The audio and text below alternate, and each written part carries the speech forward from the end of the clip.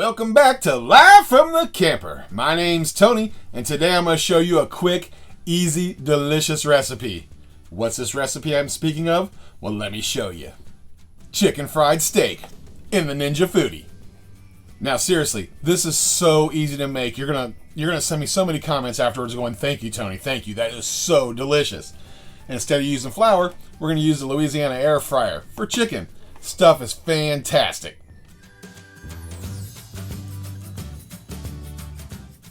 After we make the chicken fried steak, I'm going to show you a quick and easy gravy to pour all over that chicken fried steak. Man, it's so delicious. I can't wait to get started. So let's get started. Are you ready? Good. Let's get cooking. Now what I'm using is beef cube steak that's been mechanically tenderized. Yeah, I know you can get any kind of steak you want, pound it out and do all that stuff. Just go to the store, get the mechanically tenderized one. Comes out perfect. You can cut it without a knife. I've tried it with flank steak, bottom round, top round, cube steak. It all turns out perfect as long as it's tenderized. Alright, let's go ahead and preheat the Ninja Foodi. Make sure you put the air fryer basket in it. We're going to do 360 and we're going to heat it up for about 5 minutes. Let's go ahead and crack an egg into a bowl. Add 1/8 cup of milk. We're going to throw a couple dashes of Frank hot sauce in there. Yeah, that makes it taste awesome. It's not spicy, but gives it a little extra twang. Little pepper. Little salt. Now let's whisk it. I just bought these OXO bowls, mixing bowls from Amazon. These things are fantastic. Little pour spout on them, little grip, and it has the grips on the bottom. So look, they don't slide all over the place. I just don't know what to do with this hand now, so I'm gonna hold the bowl. Now I'm only making one chicken fried steak because, hey, it's just me in here right now. Now if you're feeding a family of 4, double the batter recipe. That looks good. Now I'm going to get real fancy on you. I got out the fine china. Hey, paper plate works really good. Less cleanup, just throw it away. Now I still have a little bit of that Louisiana air fryer coating, so I'm going to go ahead and just pour some right on the plate.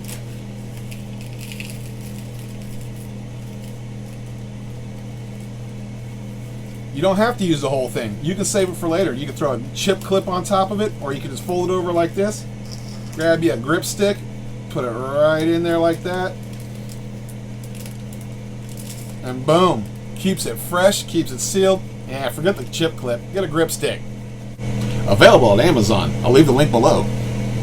Speaking of things below, go ahead and hit that little red button down there and subscribe to my channel. Don't forget to ring the bell, bing, so you know when my new videos come out.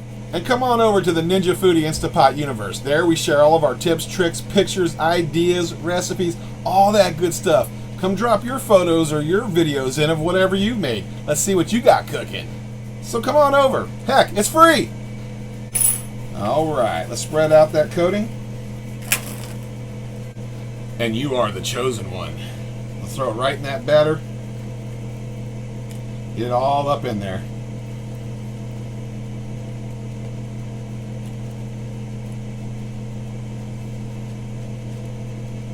Drop it right in that coating. Get it all over there.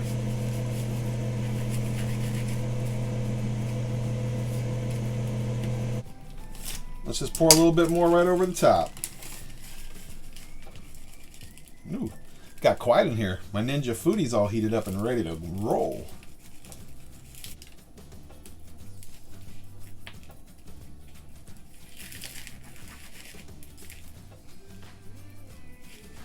Let's do it again.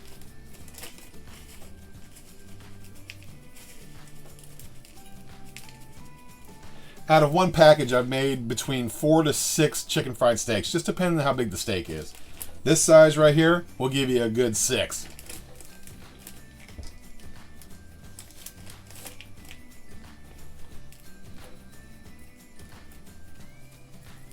Now let's hit it with a little olive oil. These are awesome too. Also available on Amazon. I'll have a little link below for these if you don't have one. Because you don't want to use the aerosol Pams or any of the aerosol ones. I was told it ruins the inside of this. I don't want to do that. I'll take that chicken fried steak, put it right on in there. I'm going to put a little bit more of this coating on it. because I want a little extra crunch. So it holds up to that gravy we pour on top. Check it out. Here's my cleanup. Finished it. Hit it with a little more olive oil. Now we're going to 360 for 10 minutes, but after 7 minutes, we're going to flip it over. All right, it's been a little over 7 minutes. Let's flip it over. Smelling good.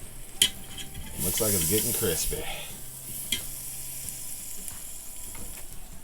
Let's cook it another 3 minutes, and then we're going to crank up the heat to 400 degrees for about 3 minutes to get that little crunch on top. All right, the timer went off. Let's check it out. Oh yeah, that looks delicious.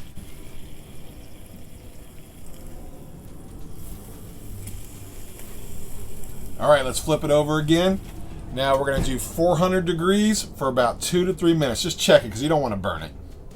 Now while you're waiting, let's get the stuff together for the gravy. You're going to need 3½ cups of milk, 1/4 of a cup of flour, 2 tablespoons of butter, and of course salt and pepper. All right, it's been 2 minutes. Let's check it out. Touch it. Yep, it's got a crispy crust. I think it's done.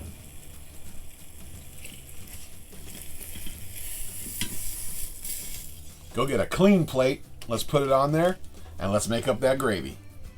Go ahead and hit that sear sauté feature and let it heat up for a couple minutes. And go ahead and leave all those little bits and stuff in there. That's flavor. Let's go ahead and drop those 2 tablespoons of butter in there and let that melt. Go ahead and start scraping the bottom of the pan as that butter's melting. Well, let's get all the paper off the butter.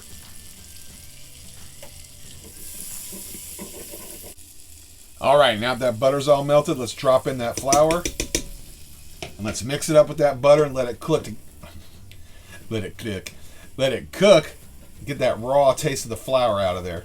It's almost like making a little roux. So you want kind of peanut butter colored.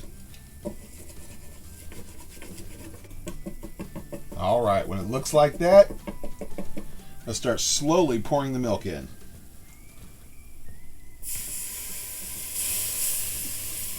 Ooh, that smells good.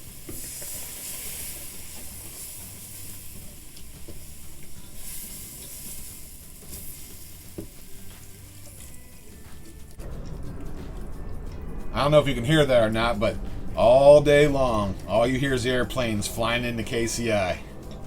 Starting to get used to it now. It's kind of getting soothing. But in the beginning, oh brother.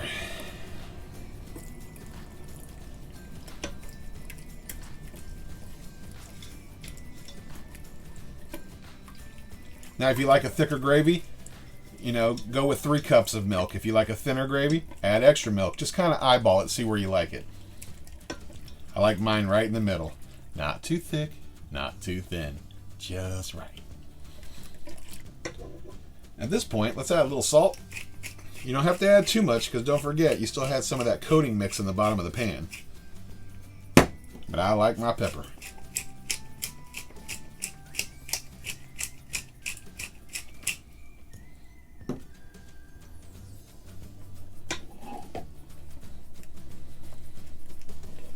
All right, see how thick that's getting? I am going to add another cup of milk.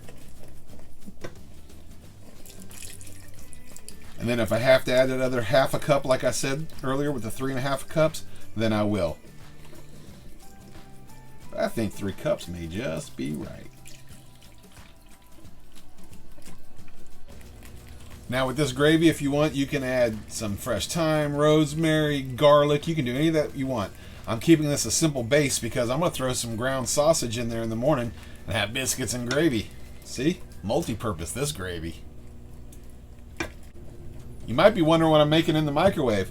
Well, I want some mashed potatoes with it. Yeah, I know I can make it fresh right here in the pot and everything, but you know what?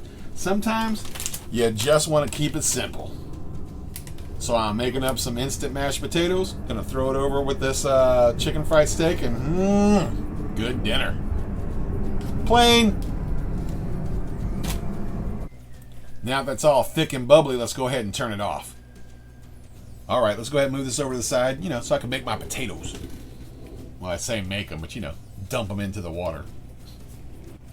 But even though it's off, it stays hot for a while. So keep kind of stirring it a little bit, or pour it into a different container at this point. That way it doesn't stick to the bottom. I won't burn it. That's so creamy and flavorful. Oh, that's delicious.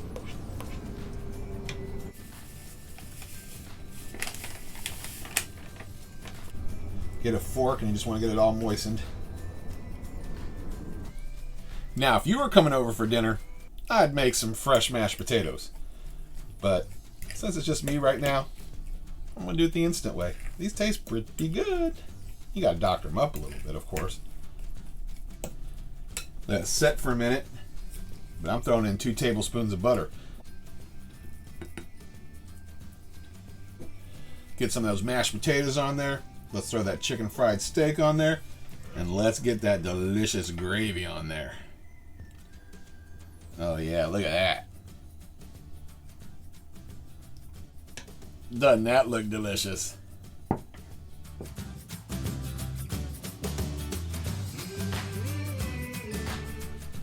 And now, my favorite part. Let's taste it. Like I said, sometimes you don't even need a knife. Look at that.